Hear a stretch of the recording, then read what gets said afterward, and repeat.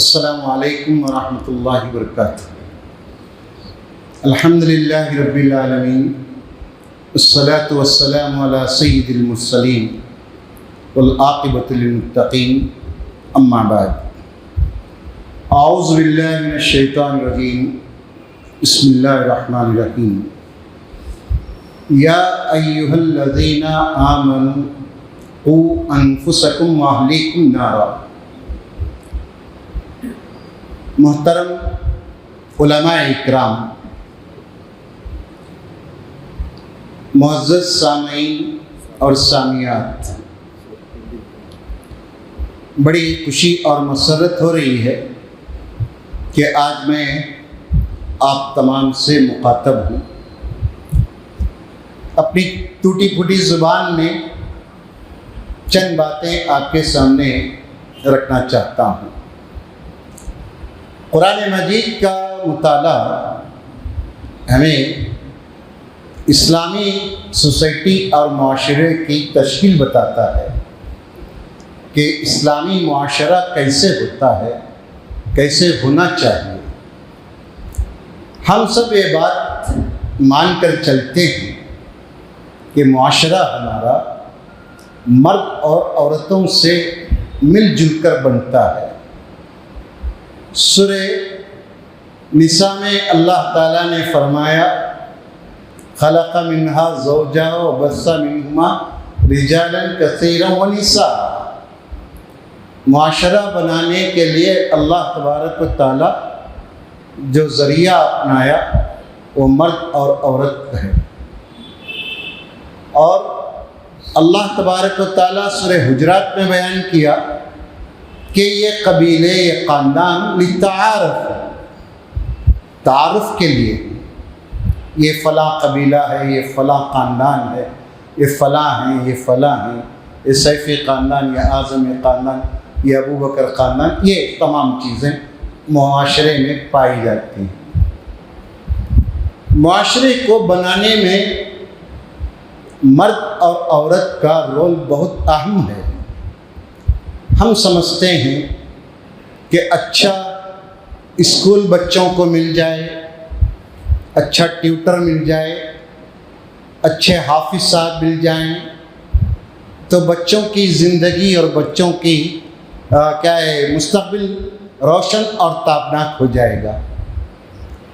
معاشرہ بنانے، بچوں کو بنانے میں استاذ کا بھی ایک رول اہم ہوتا ہے، لیکن جو چیز بچے سیکھتے ہیں، جہاں سے ان کو فیڈنگ ملتی ہے، بیک اپ جسے آپ کہتے ہیں آپ کی زبان میں، وہ ماں کی گود ہے۔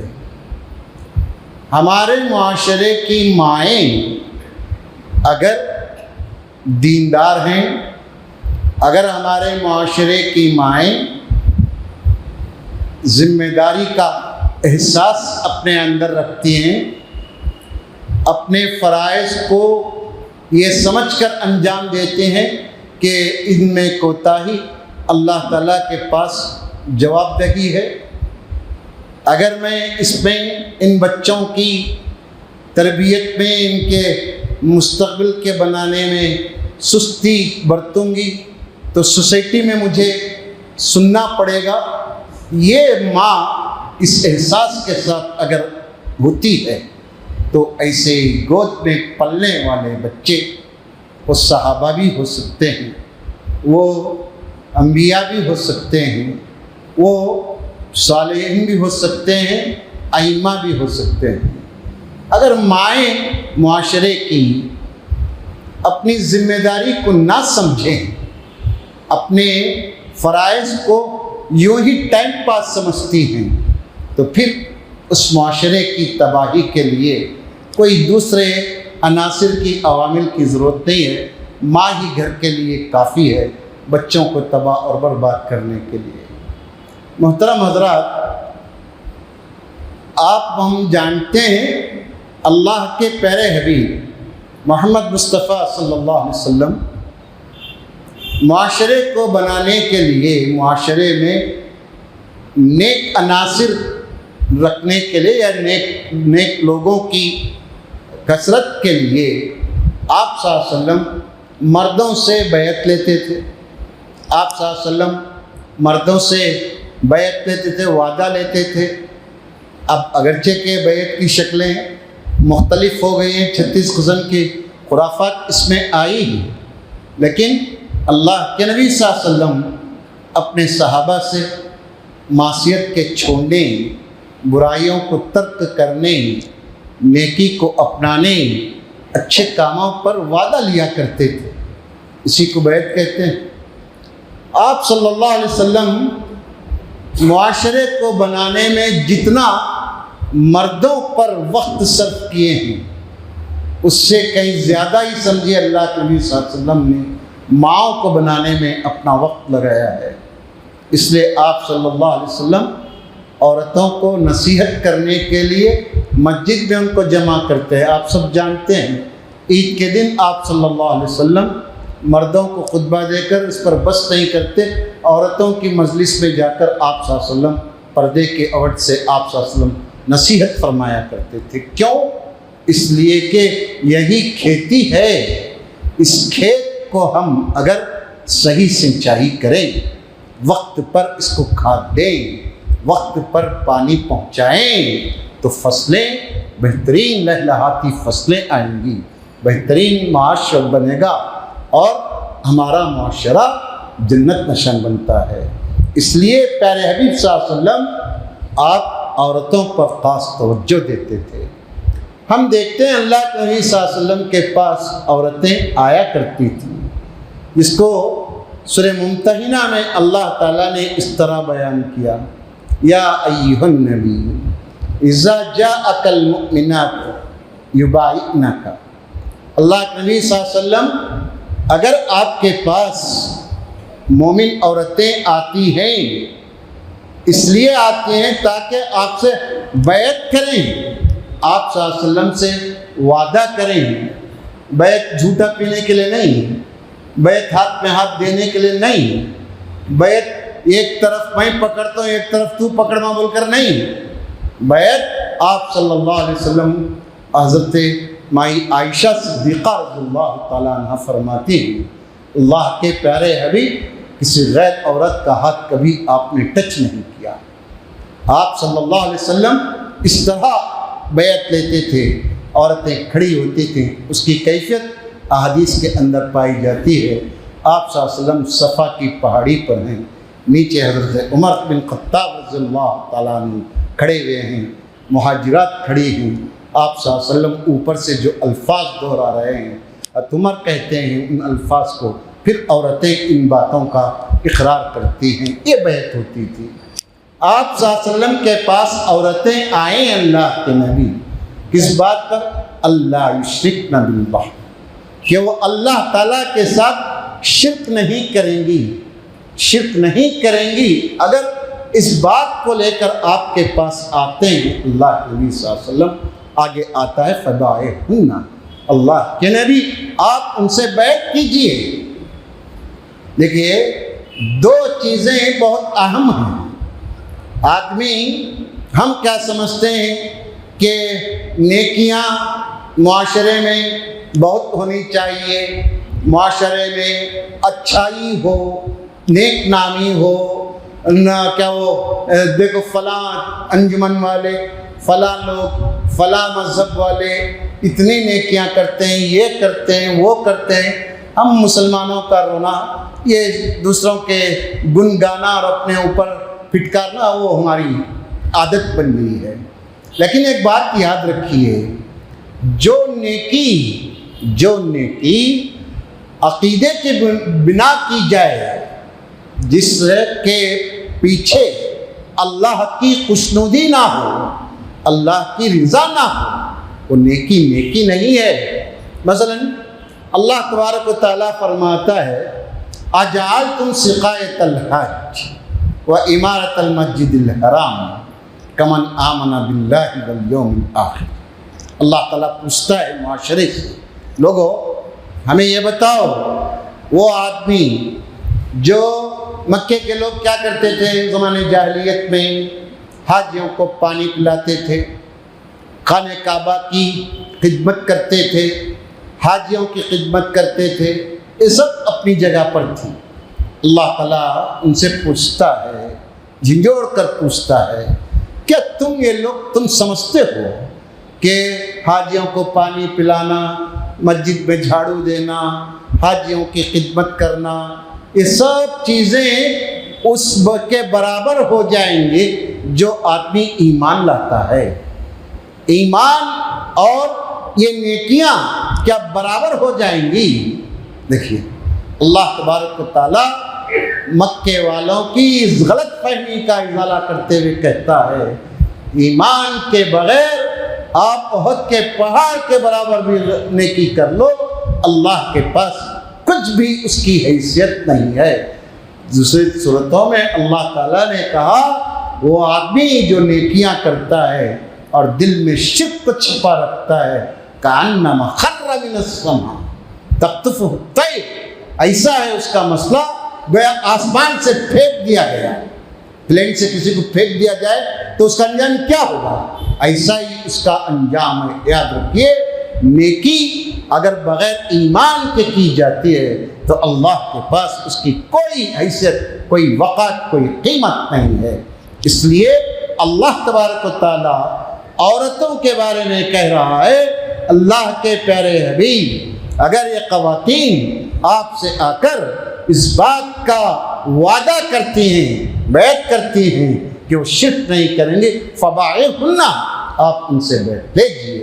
آپ صلی اللہ علیہ وسلم فرماتے ہیں، کیا میں تم کو بتاؤں سب سے بڑا گناہ کیا ہے؟ آپ نے صحابہ سے پوچھا تو صحابہ نے کہا، ضرور بتائیے اللہ کے نبی، سب سے بڑا گناہ کیا ہے؟ آپ صلی اللہ علیہ وسلم کیا فرماتے ہیں؟ سب سے بڑا گناہ یہ ہے، ان تجعل للہ ندا وہو خلقک، کہ تم اللہ تعالیٰ کے ہمسر کسی کو سمجھو، اللہ تعالیٰ کے برابر کسی کو سمجھو، حالانکہ اس نے تم کو پیدا کیا ہے۔ آج معاشرے میں لوگ شرک کو، اس کی کئی قسمیں، لوگ ہم موٹے موٹے طور پر صفات میں شرک، علم میں شرک، غیب کا شرک یہ بولتے ہیں۔ آج قدم قدم پر ہمارے معاشرے کے اندر شرک پھیلتا جا رہا ہے۔ یہ کہاں سے سیکھ رہے ہیں؟ یہ عورتوں سے۔ یہ عورتیں اگر علم والی نہیں ہیں، عورتوں کے اندر توحید نہیں ہے، تو بچوں کو یہی چیزیں، غلط قسم کی چیزیں سکھائیں گی۔ جھوٹی قسمیں کھانا، قرآن کی قسم کھلوانا، ماں کی قسم، باپ کی قسم، یہ تمام چیزیں جو مخلوقات کی قسمیں مائی بہنیں جو دلاتی ہیں، یہ سب کیا ہیں؟ یہ سب آپ یاد رکھیے، یہ چھوٹی چھوٹی باتیں بڑی ہوتی ہیں۔ معاشرے سے توحید ناپید ہوگا اور یہ شرک اس کی جگہ لیتا جائے گا۔ یہ بہت بڑا جرم ہے، بہت بڑا جرم ہے یہ۔ آپ دیکھیے، سورہ انعام پڑھ کر دیکھیے، سورہ انعام میں اللہ تعالیٰ 18 انبیاء کا ذکر کیا ہے، لائن ان سے ترتیب سے آتے ہیں۔ اس کے بعد اللہ تعالیٰ فرماتا ہے، اگر یہ انبیاء، ان انبیاء میں سے کوئی ایک نبی بھی اگر یہ شرک کرتا، لَحَبِطَ عَمَلُهُ، اللہ تعالیٰ ان کے اعمال کو ضائع کر دیتا۔ شرک اتنی گندگی ہے، اتنی پلید ہے، ایسا گناہ ہے جس کو ہم محسوس نہیں کرتے۔ دوستو، خاص طور پر میں مائی بہنوں سے کہوں گا کہ مائی بہنیں بچوں کی گھٹی میں بچوں کو جو دودھ پلاتی ہیں، اس میں آپ توحید پلائیے تاکہ یہ بچے معاشرے کے آگے چل کر توحید پرست بن سکیں۔ قرآن مجید کا مطالعہ ہم کے بتاتا ہے، اللہ تعالیٰ ہر گناہ کو معاف کرتا ہے، ہر گناہ کو معاف کرتا ہے، اذا شاء، جب چاہتا ہے اللہ تعالیٰ معاف کر دے گا، مگر شرک، ان الشرک لظلم عظیم۔ ایک باپ کو قرآن مجید اپنی بیٹے کو کیا نصیحت کرنا چاہیے یہ بتاتا ہے۔ اصل میں کیا مسئلہ ہمارا، ہم سمجھتے ہیں قرآن ام النساء کو سمجھنے کی کتاب ہے، وہ درس میں ہی بیٹھ کر سننے کی کتاب ہے، گھر میں پڑھے تو کیا ہوتا کہ یہ جو ذہن ہمارے بنے ہوئے ہیں، بمنوں کا مذہب بنا کر چھوڑ دیے ہیں ہم لوگ۔ یہ ڈاکٹر الیاس صاحب سمجھے تو سب کو سمجھ میں آئے گا، مولوی عبد المالک بولے تو سمجھ میں آئے گا۔ یہ ذہنیت سے نکلیے باہر، کب تک غلامی کی ذہنیت رہے گی؟ باہر نکلو، نکل کر قرآن کا مطالعہ کرو۔ ایک باپ اپنے بیٹوں سے کیا تڑپ تڑپ کر کہتا ہے، ما تعبدون من بعدی۔ باپ پوچھتا ہے بچوں سے، میرے بچوں بتاؤ میرے بعد تم کس کی پرستش کرو گے، کس کی عبادت کرو گے؟ یہ کیا ہے؟ باپ کو توحید کی فکر ہونی چاہیے۔ باپ آجا ماں باپ کیا کریں گا، کیا کمائیں گا، کتنا کریں گا، کتنے ایکڑ لیں گا، کتنے سیٹا بنایا، کیا طرح بینک بیلنس ہے، کتنوں کو قرضہ ڈبونا ہے، یہ میری آپ کی فکر ہے۔ اس کی وجہ سے ہماری سوسائٹی یہ رونا ہو رہی ہے۔ آج میرا آپ کا رونا یہ ہونا چاہیے، فکر میرا اور آپ کا یہ ہو کہ میرے بچے نمازوں کی پابند، میرے بچے عبادت کس کی کر رہے ہیں، ظاہر کیا ہے ان کا، ان کے باطن میں کیا ہے، ان کے دوست و احباب کون ہیں، یہ فکر معاشرے کو، ہم ذمہ داروں کو ہونا چاہیے۔ حضرت لقمان کا قصہ ہم پڑھتے ہیں، لقمان کے نام سے سورت ہے، 21واں پارہ پڑھ کر دیکھیے، اللہ تعالیٰ بیان کرتا ہے، یاد کرو بھائی وہ وقت یاد کرو جب لقمان نے اپنے بیٹے کو نصیحت کرتے ہوئے کہا تھا، واز کرتے ہوئے، نصیحت کرتے ہوئے، خیر خواہی چاہتے ہوئے کیا کہا تھا، یا بنیا لا تشرک باللہ ان الشرک لظلم عظیم۔ کیوں؟ دنیا بھر کی نصیحت کر سکتے تھے نہیں، دنیا بھر کی باتیں بتا سکتے تھے، لقمان حکیم تھے، دنیا بھر کی حکمت ان کے دل و دماغ میں پائی جاتی تھی۔ یہ سب چھوڑ کر اپنے بیٹے کو جو نصیحت کرتے ہیں وہ کیا، بیٹا یاد رکھ شرک نہ کرنا، شرک نہ کرنا، یہ شرک بہت بڑا دھرتی پر سب سے بڑا ظلم ہے۔ قرآن نے کہا یہ شرک نجس ہے، پلید ہے، گندگی ہے، اس کے قریب بھی نہ جانا چاہیے۔ مائی بہنیں، آپ کی ذمہ داری بہت بڑی ہے، بہت بڑی ہے، بہت بڑی ہے، آپ سمجھ نہیں پائیں گی کتنی بڑی ذمہ داری ہے، کیونکہ آپ کی گود میں جو بچے پلتے ہیں یہ معاشرے کے مجاہد بنیں گے۔ آپ یہاں فلسطین دیکھ لیجیے، اب فلسطین میں جو ہو رہا ہے 7 اکتوبر سے، بلکہ 70 سال سے فلسطین کے مسلمان جو جنگ کی حالت میں ہیں، ان کو کون سکھا رہا ہے؟ ان کی فیڈنگ کون؟ مائیں ہیں جو اپنے بچوں کو بہادر بنا رہی ہیں، جو اپنے بچوں کو توحید پر پال رہی ہیں، جو اپنے بچوں کو باطل کے سامنے سر اونچا کر کے آنکھ میں آنکھ ڈال کر بات کرنے کی صلاحیت ماں سکھاتی ہے، اور یہ چیز، یہ فیڈنگ توحید سے ملتی ہے۔ مائی بہنیں، معاشرے میں جو بگاڑ ہے یہ شرک کی وجہ سے ہے۔ مشرک کمزور ہوتا ہے، مشرک بزدل ہوتا ہے، اس لیے وہ سانپ کے سامنے بھی جھکتا، خبر کے سامنے بھی جھکتا، ولی کے سامنے بھی جھکتا، پیر کو بھی مانتا، پگاڑے کو بھی مانتا، اللہ کو چھوڑ کر سب کے سامنے اپنے سر کو جھکاتا ہے، کیونکہ بزدل ہے، جس کی وجہ سے ہر جگہ اپنے ماتھے کو ٹیکتا ہے۔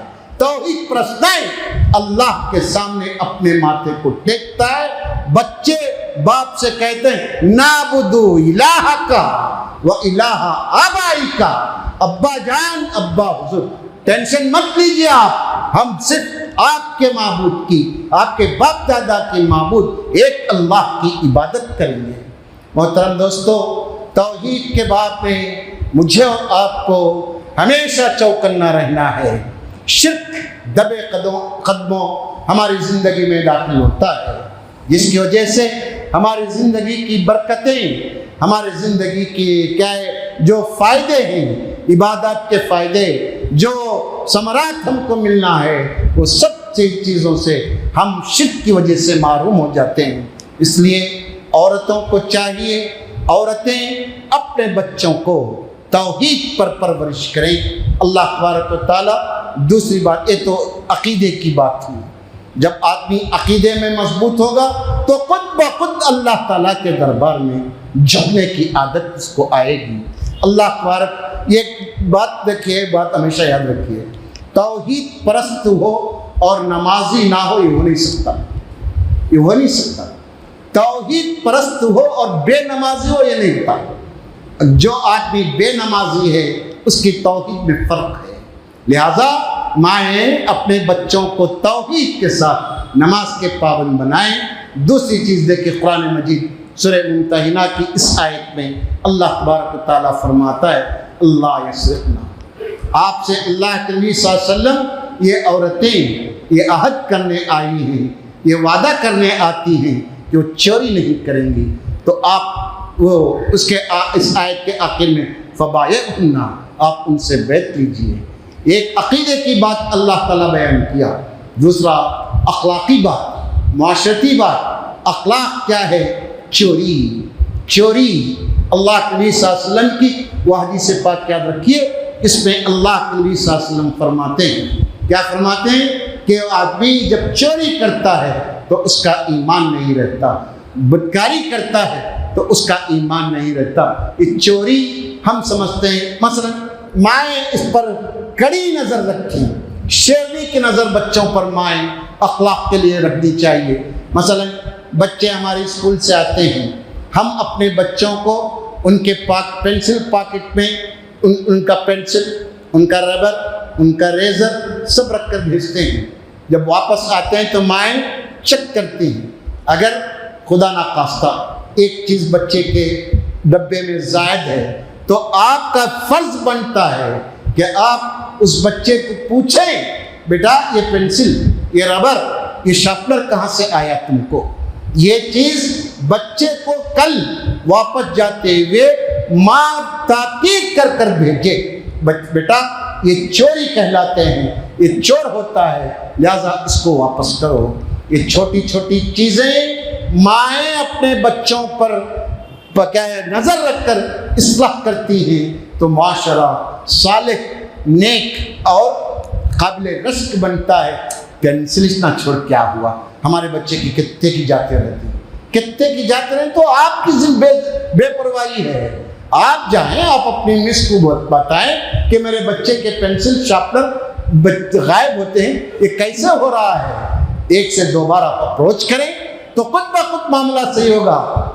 مثال میں چھوٹی دے رہا ہوں، معمولی دے رہا ہوں، کیوں؟ اس لیے کہ سب کے گود میں بچے ہیں، سب کے بچے LKG UKG پڑھ رہے ہیں، سب کے گھر میں یہ ہوتا ہے۔ اگر ہم ان چیزوں کو اگنور کریں، ان چیزوں کو نظر انداز کرتے رہیں تو بچے اس پر پروان چڑھیں گے، بچے اس پر پختہ ہوں گے، کل شوہر کے جیب سے رقم نکالیں گے، کل شوہر کے تجارے کو صاف کریں گے۔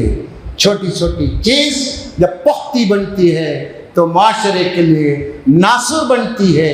اس لیے شریعت نے چور کا علاج کیا کیا؟